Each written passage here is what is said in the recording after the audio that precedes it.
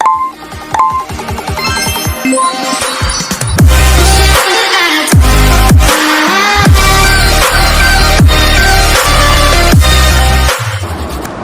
izinnya, dapat kita bersua kali ini di dalam satu forum ilmiah bagi membincangkan berkenaan institusi-institusi Islam. Sebelum saya memulakan forum pada hari ini, izinkan saya mengenalkan diri. Nama diberi Nur Aisyah Ikawal Lazim selaku moderator pada hari ini. Hadirin yang dirahmati Allah sekalian, sebelum saya memperkenalkan ahli-ahli panel kita pada hari ini, tajuk forum kita berkisar mengenai isu institusi pendidikan Islam. Seperti yang kita sedia maklum, institusi pendidikan bukan sahaja telah terwujud pada zaman awal Islam, malah ia telah kekal berterusan sepanjang perkembangan Islam berlaku sehinggalah pada hari ini. Sebelum mengupas tajuk ini dengan lebih mendalam, terlebih dahulu, mari kita berkenalan dengan dua orang ahli panel kita pada hari ini.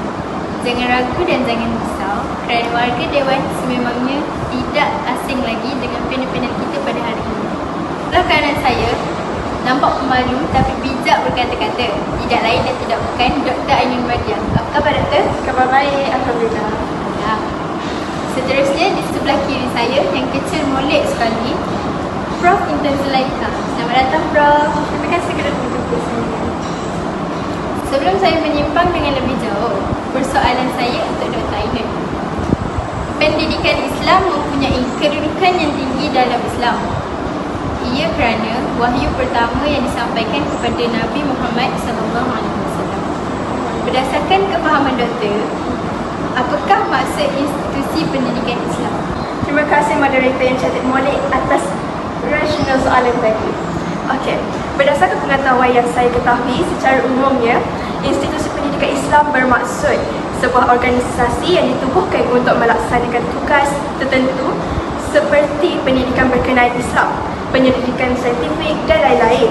Manakala maksud pendidikan menurut Islam adalah latihan akli, jasmani dan rohani dengan matlamat merubah, melatih dan mendidik akal jasmani dan rohani manusia berdasarkan nilai-nilai Islam seperti amanah, tanggungjawab dan bersyukur yang bersumberkan wahyu bagi melahirkan insan yang bertakwa dan mengabdikan diri kepada Allah SWT untuk mendapatkan kejayaan di dunia serta di akhirat. Terima kasih panel pertama kita, Dr. Ainun. Definisi yang sangat padat dan jelas. Terima kasih pada panel pertama kita, Dr. Ainun. Definisi yang sangat padat dan jelas. Sekarang kita sudah jelas tentang apa itu sebenarnya dengan institusi pendidikan Islam. Seterusnya, pada pandangan Prof. Intan, seperti yang sudah dimaklumkan, institusi pendidikan Islam telah terwujud sejak penyebaran agama Islam bermula. Oleh itu, bagaimanakah perkembangan awal institusi pendidikan Islam pada zaman Rasulullah? Terima kasih kepada saudara moderator kita.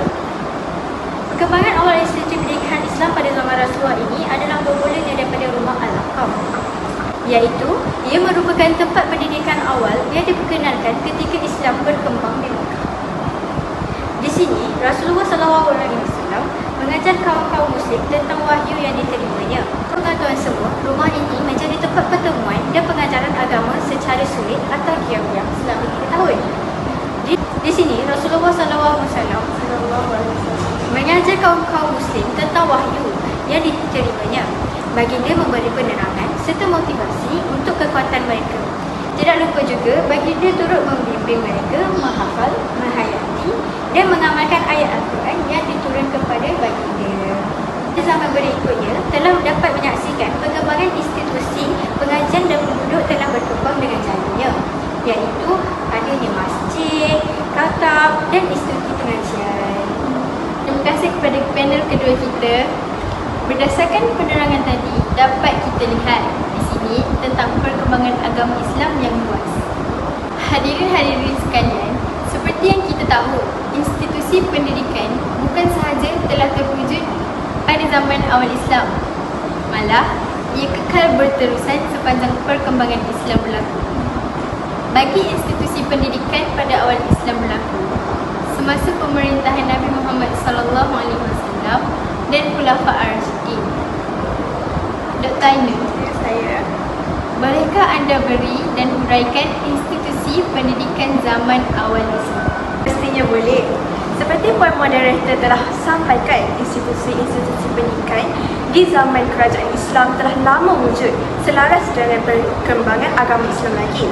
Institusi-institusi ini ditubuhkan sejak dari zaman Rasulullah SAW, iaitu pada 610 hinggalah ke 632 Masihi dan disambung oleh para Khalifah Ar-Rasyidin, iaitu pada 632 hingga 661 Masihi hinggalah ke zaman sekarang. Jadi, apakah institusi pendidikan yang terdapat pada zaman awal Islam? Hadirin yang sentiasa dalam lindungan Allah SWT. Institusi pendidikan pada zaman perkembangan Islam terdapat 3, iaitu masjid, sufah dan al-qutab. Tuan dan perempuan, serta moderator, kalau kita sebut tentang masjid, apa yang kita selalu terlintaskan dalam fikiran? Beribadah. Betul, tempat beribadah. Tetapi sebenarnya masjid ini bukanlah tempat untuk beribadah saja, tetapi ia juga tempat untuk penyebaran dakwah dan ilmu Islam, tempat untuk kita menyelesaikan masalah masyarakat, tempat untuk kita bersidang, lepas tu tempat untuk kita melakukan kegiatan sosial untuk kebajikan ummah, dan juga madrasah untuk mempelajari ilmu agama, khususnya ilmu fardu ain. Saya ingat sebelum ni masjid hanyalah untuk tempat beribadah, tapi boleh juga buat aktiviti-aktiviti lain. Betul. Tambahan lagi, pembelajaran di masjid merangkumi ilmu-ilmu agama seperti tafsir, hadis, Al-Quran, ilmu kalam, fiqh, falsafah dan banyak lagi. Okey, terusnya, di antara masjid yang terkenal yang terdapat di seluruh dunia ialah Masjid Nabawi dan Masjid Quba di Madinah, dan juga Jami Amru dan Jami Ibnu Tulun yang terdapat di Kahirah. Seterusnya, apa pula itu sufah? Sufah ini merupakan bangunan surau yang bersambung dengan masjid yang merupakan tempat untuk memberikan perkhidmatan seperti memberi perlindungan kepada orang fakir dan perantau.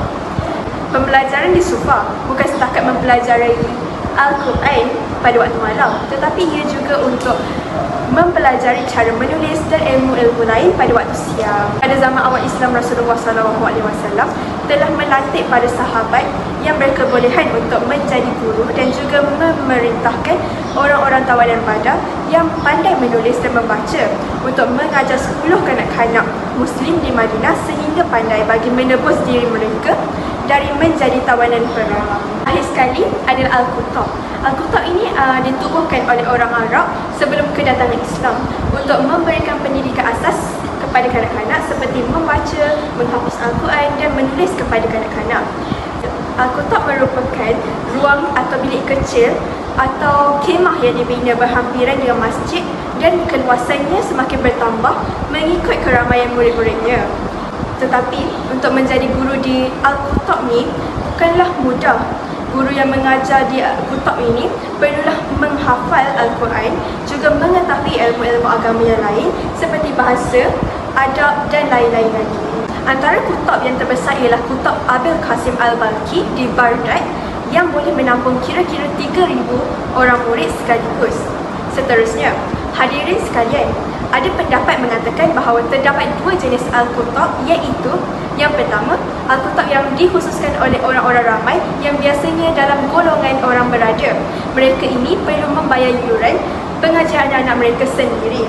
Yang kedua pula, Al-Qutab yang disediakan untuk anak-anak orang miskin yang disebut sebagai Kutab Al-Sabil. Institut ini menyediakan pendidikan percuma kepada kanak-kanak. Terima kasih diucapkan kepada Dr. Ainun atas penjelasan yang sangat jelas sebentar tadi.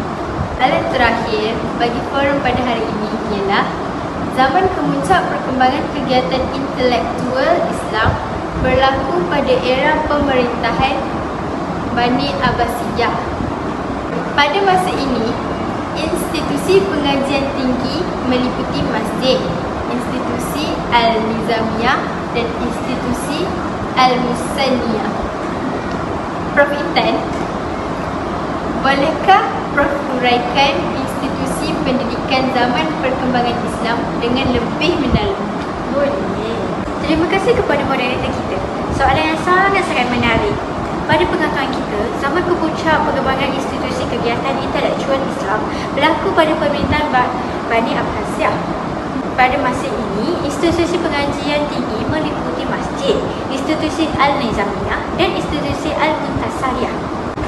Perkembangan awal institusi pada zaman Rasulullah adalah yang pertama sekali daripada Baitul Imam, iaitu pembinaan perpustakaan bertambah dengan banyak jadi masjid-masjid di Baghdad, Andalusia dan juga Mersi.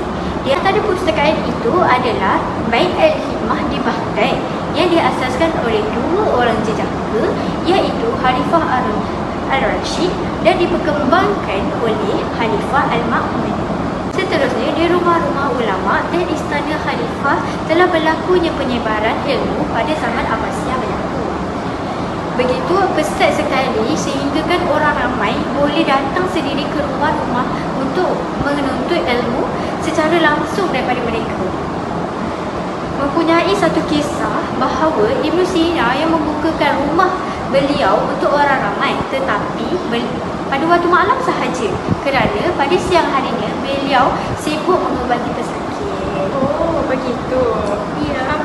Untuk pengetahuan panel-panel sekalian juga, sebelum sekolah berkembang, rumah-rumah ulama dan istana pembesar adalah tempat berkumpulnya ulama-ulama. Oh, begitu. Rupanya. Akhir sekali, madrasah. Madrasah yang pertama didirikan adalah Madrasah Baihaqiyah, okey, oleh penduduk Naisabur, iaitu pada tahun kurun 5 Hijrah. Di situ juga mempunyai kurikulum, iaitu subjek-subjek agama dan juga ilmu hisab, tarikh, adab dan sebagainya. Terima kasih saya ucapkan kepada kedua-dua ahli panel kita pada hari ini kerana sudi hadir dan sudi menyuarakan pendapat masing-masing. Moga apa yang kita dapat hari ini memberikan sedikit pencerahan dan input yang bermanfaat kepada kita semua. Perkembangan institusi pendidikan Islam sejak permulaan Islam banyak dipengaruhi oleh perkembangan dan penghayatan Islam itu sendiri. Tasawur dan perkembangan pemikiran Islam juga memberikan banyak perubahan kepada perkembangan berkenaan. Perkembangan ini akan tetap terus berlaku selagi mana fungsi dan matlamat institusi berkenaan dapat dicapai dengan efektif. Efektifnya, institusi pendidikan Islam akan dapat dilihat dari penghayatan ajaran-ajaran Islam dalam kehidupan keluarga dan masyarakat Islam. Penghayatan ajaran-ajaran Islam yang diperolehi dari institusi berkenaan adalah keutamaan dalam membangunkan masyarakat dan ummah yang baik. Daripada sudut perbincangan kita hari ini, saya juga banyak dapat ilmu daripada Dr. Ainun dan Prof. Indah Zulaikha. Segulung terima kasih saya ucapkan, jelas kelihatan institusi-institusi Islam kita semakin berkembang dari dulu sehingga sekarang. Ini adalah peningkatan yang sangat positif untuk kita semua. Saya berharap semua yang mendengar mendapat pengajaran dan kebaikan daripada apa yang didendangkan. Sebelum mengakhiri bicara forum kita pada hari ini, terimalah serangkap pantun yang berbunyi, tuailah padi antara masak, esok jangan layu-layuan. Intailah kami antara nampak, esok jangan rindu-rinduan. Saja untuk hari ini, terkasar bahasa, tersilap bicara, mohon dimaafkan. Sesungguhnya yang baik itu datangnya daripada Yang Maha Pencipta dan yang kurang elok itu datangnya daripada kehilafan kami sendiri.